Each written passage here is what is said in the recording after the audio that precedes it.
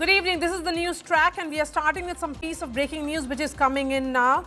Amidst growing unrest, Nepal Prime Minister KP Oli has refused to lift the ban on social media. In a cabinet meeting earlier today, the Prime Minister asserted that the government's decision is justified and instructed that all ministers come out publicly to support his move. Responding firmly, Prime Minister Oli declared that his government will not bow down before Gen Z troublemakers.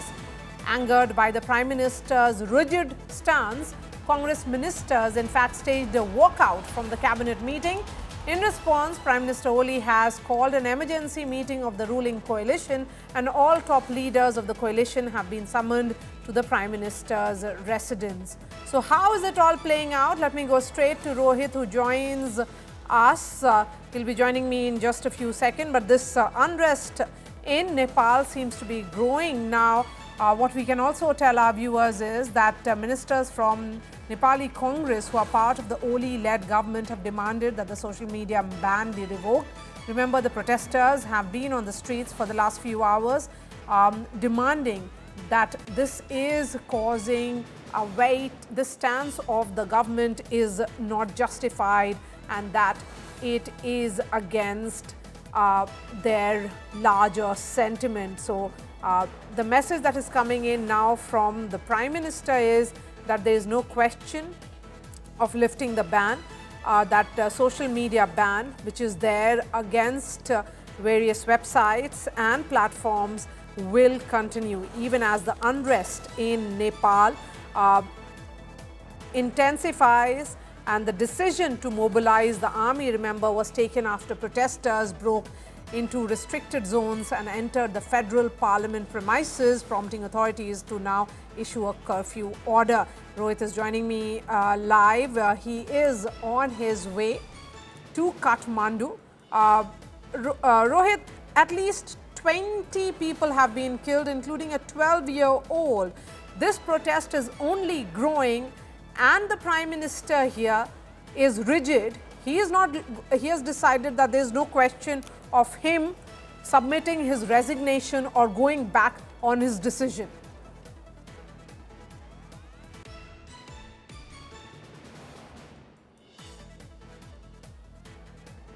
All right, and as per sources, what we can tell our viewers is that Nepal Home Minister has submitted his resignation to the Prime Minister, though. The Prime Minister himself has dug in his heel, and he has said that he will not be even looking at lifting the ban. Police, remember, had responded with water cannons, tear gas and rubber bullets after demonstrators shouted anti-government slogans. Rohit is joining us. Rohit, what exactly are you seeing around you?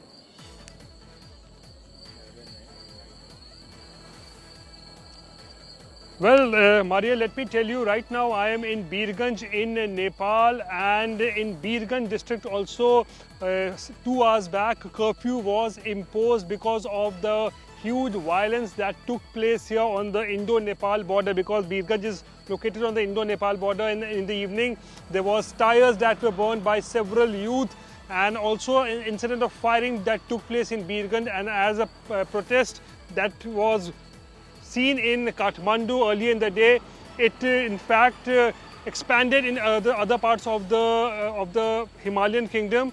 And in the evening, when violence was reported here, the district administration has now imposed curfew till 9 AM tomorrow morning. And I can show you pictures here. This is the Shankaracharya Dwar, which you can see. This is the entry point into Birganj, and you can see this stretch of road wearing a deserted look. And on a given day, it's only at around 11 o'clock at night when the Indo-Nepal border is closed, but it used to be regular movement of vehicles here, people moving from India to Nepal and Nepal to India. But because of the curfew that has been imposed a couple of hours back, you can see this entire stretch of road in Birganj is wearing a deserted looks, and clearly goes on to show and gives a sense that how tense the situation is on the ground. And what we witnessed in Kathmandu earlier in the day today, where thousands of youth, they went on a rampage. Violent clashes took place between youth and the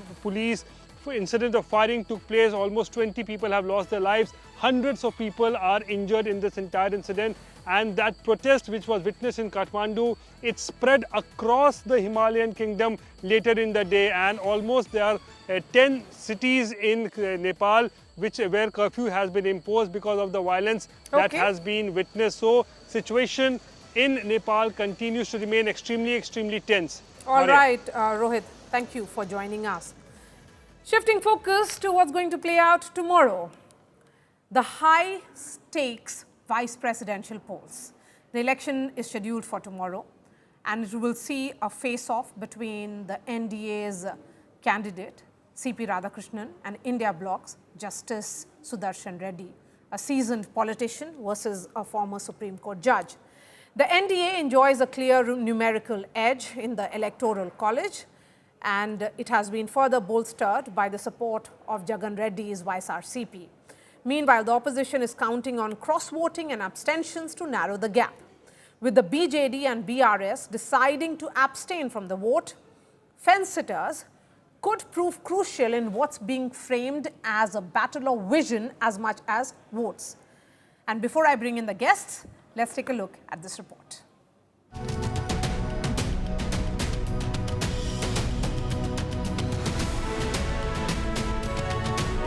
The stage is set for the vice president election on 9 September between NDA candidate C.P. Radhakrishnan and India Bloc Sudarshan Reddy.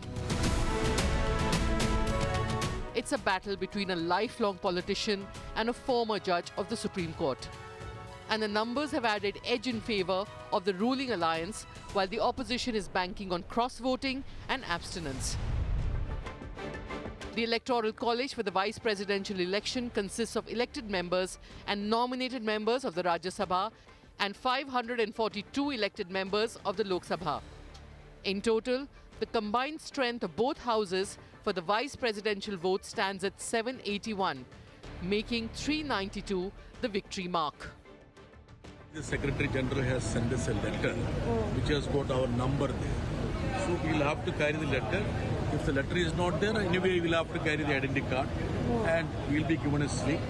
And on the slip, the two names are already there, Sudarshan Reddy and Mr. C.P. Radhakrishnan. We have taken a decision that only one need to be put there. Why should we give a second preference? Because our only preference is our candidate.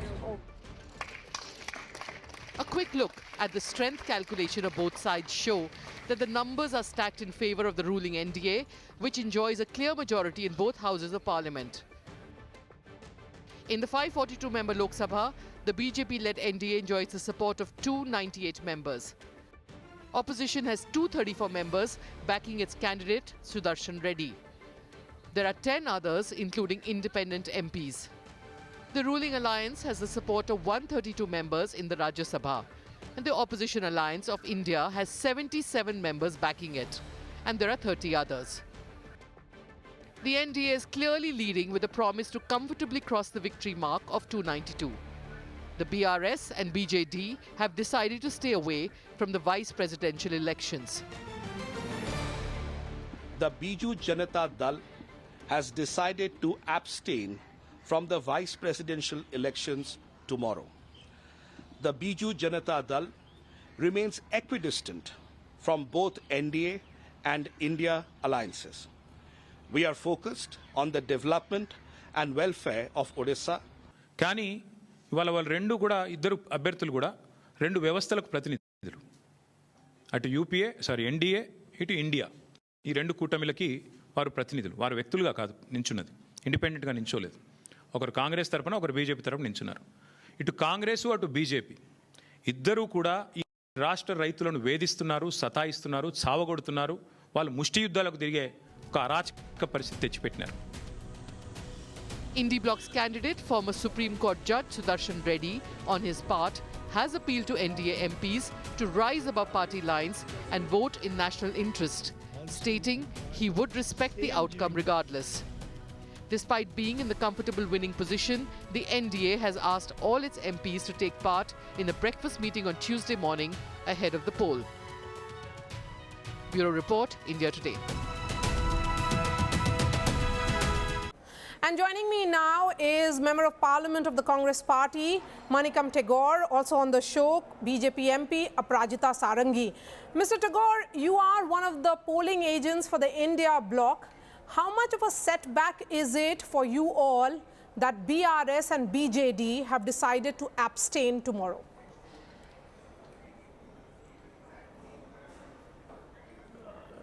Thank you. This election was forced on us. It is suddenly the Vice President Dhankarji was forced to resign. Therefore, the election was forced on India, and it was the party which is asking for one nation, one poll is pushing poll after poll, and we are being posed. This election, Vice President election, is a clear-cut waste of expenditure, but we are fighting that poll. And India Alliance and opposition parties together has fielded Justice Sudarshan Reddy ji, and we hope that the parties like BRS and BJD as well as the YSRP like parties which were showing that they are against BJP will vote against the BJP candidate. But at last they had backed out and they had not participating in the election. One way was that they were supporting these parties, usually supports BJP in all their critical bills from any other, even the farm bills and others they had supported in the parliament. Therefore, BJD and BRS has always supported many of the bills of the BJP and their proposals. And this time they are not supporting them, they are withdrawn, they are keeping a neutral thing. That only we are seeing it. Our opposition alliance is intact. And we are very clear, India plus alliance is intact, and we hope that these parties will support Justice Sudarshan Reddy ji, but they are not supported it. It is a loss for NDA in our view. Okay, but there is the other view also, before I bring in Aprajita Sarangi, I want to ask you that question. One of the reasons that the India bloc decided to field Dr. Reddy was that you were hoping that Andhra, Telangana parties like the BRS, like the YSRCP, like the TDP could look at the voice of conscience. But that has not happened either. YSRCP, TDP, both of them are in fact voting for NDA. TDP voting is not much of a surprise, but YSRCP has decided to back the NDA candidate also.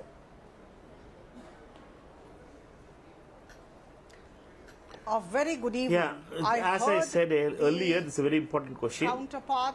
Yes, ma'am, I'm coming to you. Let Manikam Tagore answer that. Okay. This is a very important question because as I replied in the beginning, this election was forced on us.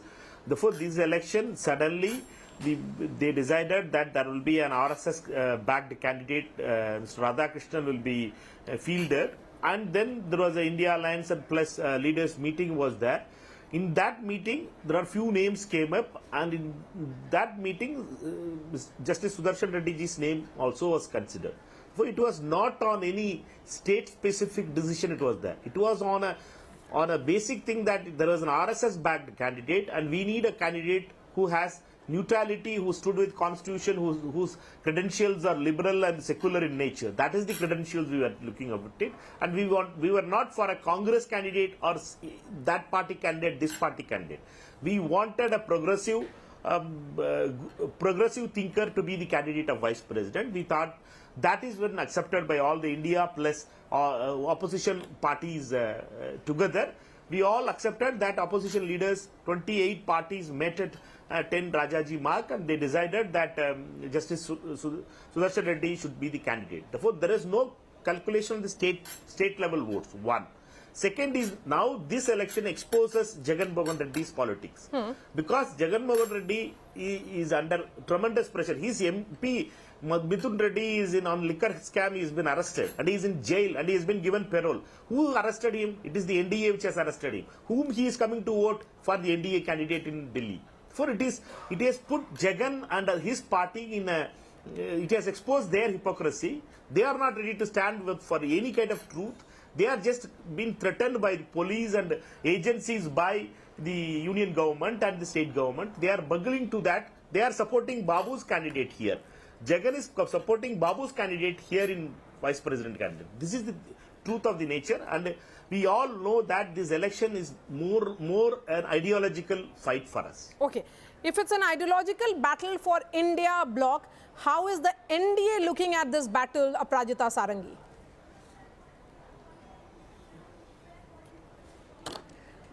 I just heard my colleague from the Lok Sabha, from the Congress, Mr. Tagore, and I can only say that his words smack of surrender and defeat. See, these are not the words of a winner. As far as NDA is concerned, with all humility, I would say that a couple of lines from Hindi come to my mind. हजार work गिरे लाख आंधियां उठें वो फूल खिलकर रहेंगे जिन्हें खिलना है. Tomorrow, the history is going to repeat itself. In 2017, you remember what happened when Mr. Venkaiah Naidu had been selected for the post of Vice President. In fact, he won the election with a thumping majority at that point of time. Again in 2022, when Mr. Dhankar was contesting as NDA candidate, let me tell you that he actually bagged 75% of the votes against Margaret Alvaji, who just bagged 182 votes. And this was the highest in the 3 decades of vice presidential election, remember. So I think tomorrow, same thing is going to happen.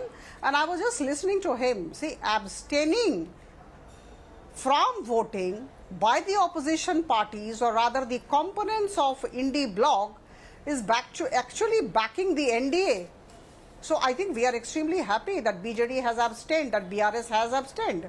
Now, you know, let's go by simple arithmetic. I think you are aware and I am aware, 788 MPs would have formed the Electoral College. But since there are 7 seats which are vacant, 6 from Rajya Sabha and 1 from Lok Sabha, there are 781 MPs who will be going to cast their votes tomorrow. And we are expecting that the NDA candidate, Mr. C.P. Radhakrishnan, will definitely get much more than 56%, about 437, at least. And as far as their candidate is concerned, maybe around, 323 votes, if all vote. So I think we are extremely comfortable. And here, today we had the mock drill. We are all very serious about the election of the Vice President. Vice President is a very important constitutional post. He is also the chairman of the Rajya Sabha. Today we had the mock drill. All of us, all ND MPs were present, where Mr. C.P. Radhakrishnan ji was kind enough to, address all of us and speak out his mind. Our Prime Minister also spoke to us. So I think we are all geared up for the polling tomorrow. Aparajita Sarangi, don't you think that efforts should have been made by NDA to ensure consensus? Because of the role of the Vice President. He is the ex-officio chairman of the Rajya Sabha. His primary responsibility and role is to run the Rajya Sabha. And that's a bipartisan chair. So efforts should have been made by the BJP, by the NDA to reach out to all parties. How do you know that we did not do so? So the point is, they have been opposing for the sake of opposition. Always remember, there are 36 parties around in Indie bloc, and all of them wanted the election to take place, and that is why this election is taking place. We wanted a consensus candidate. We have always wanted, Vice President, as you said, is the chairman of the Rajya Sabha, and he has to actually handle all the parties, and he is absolutely non-partisan, has to be non-partisan in his approach, because he has to conduct the proceedings of the Rajya Sabha. But unfortunately, they wanted to oppose the candidate of the NDA, and naturally, we would definitely not accept that, and that is why we are all ready for the election, which I think is a foregone conclusion. The winning of Mr. C.P. Radhakrishnan is a foregone conclusion. The numbers are with us. Okay, so it's a foregone conclusion, but because the India bloc is in it with all its might as well. So Manikam Tagore, I'm looking at 7 independents in the Lok Sabha, 3 of whom are yet to declare their choice. While the Akalis and other smaller parties have not clarified their position. So has efforts been made by India bloc, by Sudarshan Reddy, Justice Sudarshan Reddy, to reach out to them to seek their support?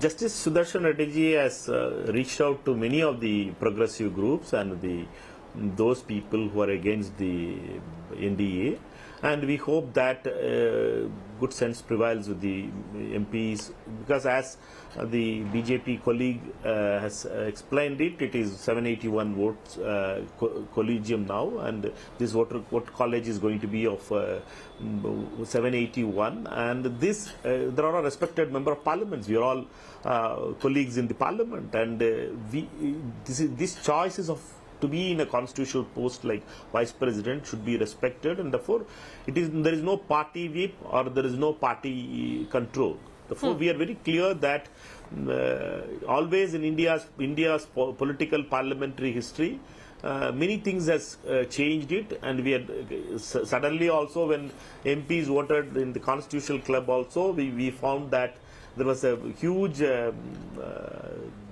hue and cry in that election also. But surprises can be made, and we hope that the vice president election will also become a surprise, provided the MPs who when they enter into the polling booth tomorrow to vote for the vice president of India. Okay, since you say that be prepared for surprises, Manikam Tagore, and you're responsible for management of votes, are there some surprises in the sense, some tricks up your sleeves? What is the Congress up to? No, we are very clear. We are fighting for the protecting the constitution, and we feel that a vice president should be a person who is neutral, who should be respected by all. He should not be from any other organization, one ideology, one country, one story, and others. Who speaks about one ideology, one kind of food, one kind of cloth, one kind of belief structure. He should be for all India's people on different languages and others. Therefore, we believe that Justice Sudarshan Reddy suits that in the position, and our proposal is that Sudarshan Reddy ji should be the Vice President of India. And let us see how many MPs buys that argument, and we hope that Justice Sudarshan Reddy's credentials, he has also written to many of the MPs. All of us got calls from him, and he has spoken to many of us, and he has reached out to many of the neutral MPs also, and we are doing our work in a very, very fair manner, and we feel that if a transparent election is allowed now, things will change in a different way in tomorrow's elections. Okay, so things can change in a different way.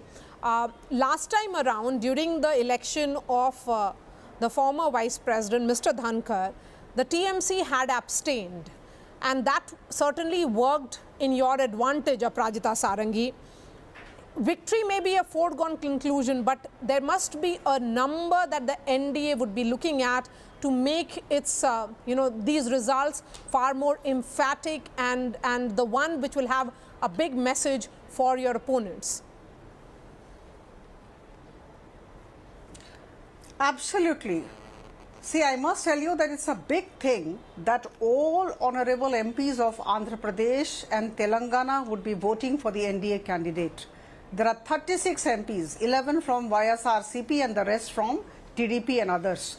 So all of them are voting from Andhra Pradesh and Telangana in favor of NDA candidate. I underscore. This is a big achievement. So as you said, the number, or rather the margin by which we win the election is a message. And we want to give this message, and we are extremely hopeful that Mr. C.P. Radhakrishnan would be the 15th Vice President of the country. As has been told, and I completely agree, that the Vice President of the country is a non-partisan guardian of the upper house. And here is a person, Mr. Radhakrishnan, who is the embodiment of service, humility, and has years of experience working at the grassroots. And he has something called, high understanding of things. So I am sure he's in a better position to actually guide all of us, guide the members cutting across party lines in the upper house, and all of us sitting in other house also. So I think we are all delighted, and we are very hopeful, we are very optimistic, but I would say that we are keeping our fingers crossed. As you know, the Bharatiya Janata Party works relentlessly, and Bharatiya Janata Party is very meticulous in its approach. As I said, I repeat, we had a mock drill today. We do not want any vote to go invalid.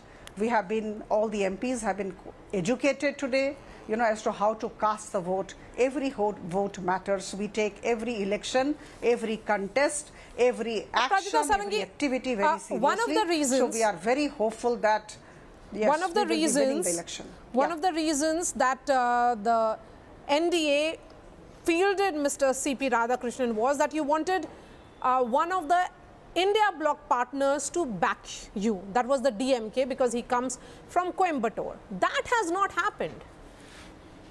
And neither is DMK even abstaining. So they are voting for Justice Sudarshan Reddy tomorrow. No, I understand. See, there would be MPs from Maharashtra, Telangana, Tamil Nadu, Kerala, West Bengal and Punjab who would be voting for the India Alliance candidate. we are fully agreeable to that, and we know that.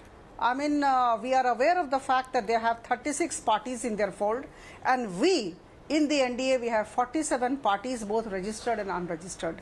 So I think as far as the numbers are concerned, this party not voting does not matter. Ultimately, लोकतंत्र में संख्या ही बहुत महत्वपूर्ण होता है. As far as the numbers are concerned, I think we will be definitely much ahead of the India Alliance candidate. Okay. And that's it. Okay, let's start wrapping this up. It is not arrogance. It is simple arithmetic. Okay, let's start wrapping this up. They have the numbers, that's why they are confident. Manikam Tagore, how are you looking at the next 24 hours? We are very confident that the truth will win and the Constitution will win, and the protector of the Constitution and a neutral person will sit as the Vice President of India tomorrow. By this time, the results will be out, and I'm confident that India's democracy also will win tomorrow, and it should not be a person who is from the RSS tomorrow. That's the Okay, and what about two MPs who are behind bars? Will they be also coming to cast their vote? How will that be playing out? Manikam Tagore, Engineer Rashid, how will that be? Will he be also going to, will he exercise his right? We have to wait and see tomorrow, because the courts would have given them some permission to come and vote, and there is one member of parliament like T.R. Baluji has requested to vote from Chennai. Therefore, there are some developments will be taking place, and we hope that things settles tomorrow well by evening. All right, Aprajita, let me give you the last word on the show tonight. Please go ahead. With all humility, I would say that Mr. C.P. Radhakrishnan would be the 15th Vice President. We are keeping our fingers crossed, though. He has rich administrative and constitutional experience. So I think we would be getting the right person, within quotes, the Vice President of the country tomorrow. So I think we are all looking forward to a free and fair poll.